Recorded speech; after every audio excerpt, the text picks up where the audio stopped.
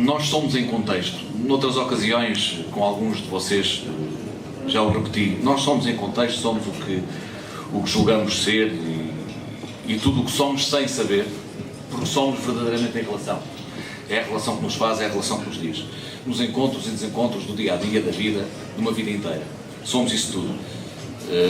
E somos isso tudo, aquilo que nos é evidente e aquilo que nem se vê, mas está cá e às vezes se revela.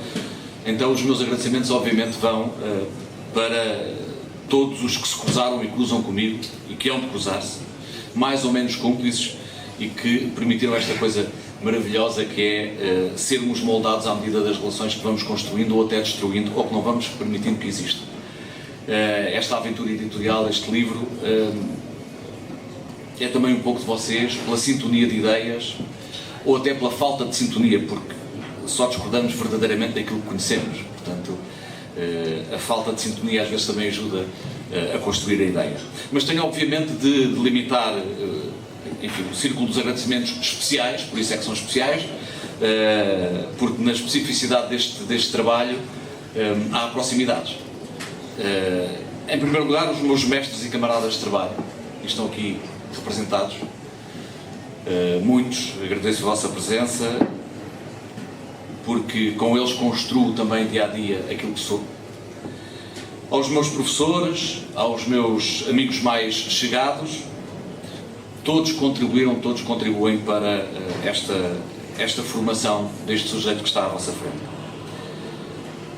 À Paulinas Editora, à irmã Eliette, à irmã Delfina, que contribuiu para a capa, ao Rui, ao Carlos, a todos aqueles que acabaram por se envolver do grafismo à paginação neste livro, à SIC, aqui na pessoa do Tosé, pela disponibilidade do espaço para a crónica e para a opinião, e é importante repetir isso, a disponibilidade do espaço para a crónica e para a opinião. Especificamente lembro todos aqueles que ali no batente, numa aula específica da redação da SIC, trabalham online diariamente, às vezes com muita dificuldade, e que vão recebendo pacientemente as crónicas que vou enviando, e até aqui e ali, porque eles estão mais dentro dos aspectos gráficos, dão uma ou outra sugestão, e às vezes até o texto se molda a partir dessas exigências gráficas, e a narrativa acaba por ganhar outro brilho, e isso é muito curioso. Então, Zé, repito, obrigado pela tua presença e pelas tuas palavras, até porque representas aqui, sem dúvida, a minha entidade patronal, portanto, é sempre bom ter a tua presença. Ao Rodrigo dos Santos, de que a Ângela falou há pouco, é o antigo editor do programa Princípio e Fim, da Rádio Renascença, e ao Rodrigo especificamente porquê? Porque ele teve a coragem, a corajosa ideia de me desafiar a dizer estas crónicas no programa que ele editava. E com essa corajosa ideia acabou por me disciplinar. E se há aqui um número razoável de crónicas para publicar em livro, é porque o Rodrigo deu esse passo e obrigou-me a uma certa disciplina, e essas crónicas acabaram por se fazer. Eu aceitei pro bono esse desafio que tu lançaste, e pro bono continuo a trabalhar com a Ângela. Por isso agradeço à Ângela também essa disponibilidade, a Ângela que sucedeu ao Rodrigo e manteve este sujeito como cronista. À Felisbela, pela sua generosidade e profissionalismo, quero dizer sem palavras em relação ao que ela disse. Ao Frei Fernando Ventura, que é também cúmplice noutras aventuras editoriais e que também ele deu uma palavra nesta publicação, ele está longe, lamentou não estar presente, está por Israel, num dos muitos trabalhos que faz pelo mundo, de onde só vem amanhã, e enviou um abraço para todos os presentes. Ao professor António Sampaio da Nova, que apesar de ter uma vida ocupada, aceitou escrever o prefácio do livro, e apesar da agenda preenchida, está aqui connosco esta tarde, muito obrigado. Em certa medida ele também é cúmplice neste projeto, um cúmplice acidental, e eu vou explicar porquê, até para evitar equívocos. A ideia de juntar estas crónicas em livro fervilhava já há muito tempo. Aliás, eu já tinha falado com a irmã Eliette para aí há coisa do ano, para avaliar a possibilidade. Mas isso ia sendo adiado, e foi nessa viagem a Roma, que há uns meses, com o professor Nova, para a entrega ao Papa da obra completa do Padre António Vieira, foi aí que se deu esse clique e que decidi publicar as crónicas. como acontece em contexto religioso, os acasos podem transformar-se em verdadeiras ocasiões. E foi assim. Naqueles 3 dias em Roma, deixem-me dizer-vos, ele não fundou muito essa ideia, mas naqueles 3 dias em Roma, as conversas também se sintonizaram. Quer dizer, e não é difícil perceber essa sintonia por aquilo que o professor Nova disse. Muito do que ouvi no passado ao reitor e ex-reitor da Universidade de Lisboa e do que conversámos nesse contexto de Roma, permitiu essa sintonia. Se calhar isso também despertou fez com que eu fizesse o clique. Se calhar está na altura de publicar as crónicas. O prefácio, e aqui é preciso esclarecer, o prefácio, como esta apresentação tem esta história, apenas esta história, nada mais do que isto. O resto é apenas ingerência e coincidência da atualidade. Pode ser uma feliz coincidência. Quando já há algum tempo o professor Nova confirmou a presença nesta sessão, permita-me esta inconfidência, ele teve a delicadeza de me dizer: mas ó Joaquim, vê lá, porque nessa altura, portanto, eu terei sido os primeiros a saber, vê lá que nessa altura se calhar vão lá estar já para desviar as atenções, vão lá estar por outros motivos, não é? E eu respondi-lhe, como vou confessar-vos aqui, que antes de vir a ser o que ele me dizia que ia ser, já era o que era. Portanto, isso em concreto é que valia e nada mudara. E se um dia vier a ser aquilo que quer ser, ou que se propõe a ser, melhor que assim o prefácio vale mais. Portanto, obrigado pelas suas palavras, não nos podemos calar.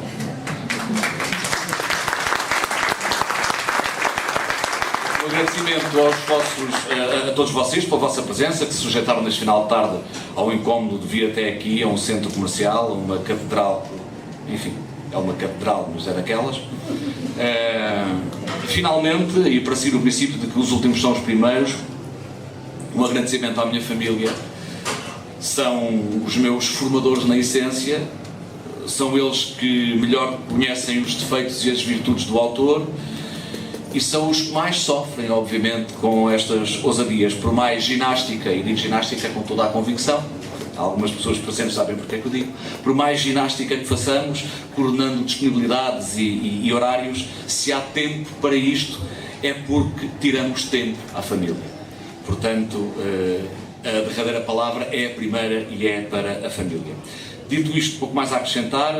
Como sabemos, uma crónica é um sopro do quotidiano, responde a um momento, a um acontecimento, e a republicação de uma crónica, há pouco, à conversa com o Reinaldo Serrano, dizia isso, a republicação de uma crónica antes de depois põe à prova a própria crónica. É sempre um risco, não é? Aí se testa a vitalidade dessa própria crónica, se ela caiu de facto no baú das coisas efêmeras ou se tem alguma pernidade. Não escondo que na seleção destas crónicas tive também esse cuidado, obviamente. Algumas no entanto, só serão interpretáveis se compreendermos o seu verdadeiro contexto. Na introdução eu tento explicar esses perigos da leitura. Algumas destas crónicas também tenho de dizer com toda a justiça, algumas destas crónicas foram já transformadas em diálogo, no diálogo com outros textos e desabafos de Frei Fernando Ventura e publicadas nessa outra forma narrativa em 2 livros, o do Eu Solitário, o Nós Solidário e o Somos Pobres, mas Somos Muitos, editado pela Vertes Capa, livro em coautoria com o Frei Fernando. Aqui estão em bruto. Essas poucas crónicas foram transformadas em diálogo, aqui estão em bruto, relacionadas claramente com o acontecimento, com o argumento que as trouxe à luz do dia, ao site da SIC e ao programa Princípio e Fim. Apenas uma nota final, porque me parece importante, até porque já ouvi algumas pessoas a brincarem com esse facto. É legítimo que relacionem o título do livro com o nome do autor. É legítimo. Mas já lá vou. Antes de fecharmos o título, de falarmos do título, a irmã Eliette, e porque isto também explica, a irmã Eliette, antes mesmo do livro ir para a gráfica, telefonou-me a dizer que um amigo comum tinha, e que é uma figura conhecida, uma pessoa conhecida, um padre poeta muito conhecido, José Tolentino Mendonça, tinha visto o título e tinha sugerido retirar as reticências, os 3 pontinhos. Estavam a mais. Eu na altura refleti ali, mas foram poucos os segundos de reflexão com a irmã Eliette ao telefone. Bom, quem escreve na rádio e na televisão sabe a importância das reticências. às vezes são prescindíveis, mas são úteis para a oralidade, sobretudo abrem espaço, abrem respiração e podem depois lançar qualquer outra coisa. Optei por não seguir o conselho do Tolentino. Para mim os três pontos fazem todo o sentido. Afinal, estas crónicas falam apenas de 10 anos, de uma década, e é uma década de perplexidades, aquilo que se diz no subtítulo, estamos num tempo em mudança. Portanto, aqui as reticências fazem todo o sentido. Sem reticências não era a mesma coisa. É uma coisa aberta. O título, com franqueza então, vamos a ele. Na verdade, o título, relacionável com o nome do autor, é uma resposta a um desafio. E isso ainda reforça mais a importância das reticências. Quando o Papa Francisco lançou, ao nível da Igreja, um debate sobre a família e a família na sociedade, aqueles que estão mais próximos da dinâmica da Igreja, lembram-se do que é que ele pediu. Ele pediu na altura aos cristãos que pensassem e falassem com a ousadia da franqueza e com coragem. A expressão depois também era esta: terem liberdade para falar sem medo de dizer as coisas. Bom, nós sabemos o que é que isto deu na primeira sessão do Sínodo.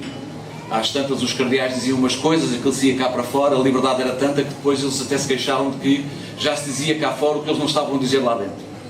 Se calhar não era bem assim. Pronto. Os tais problemas de interpretação.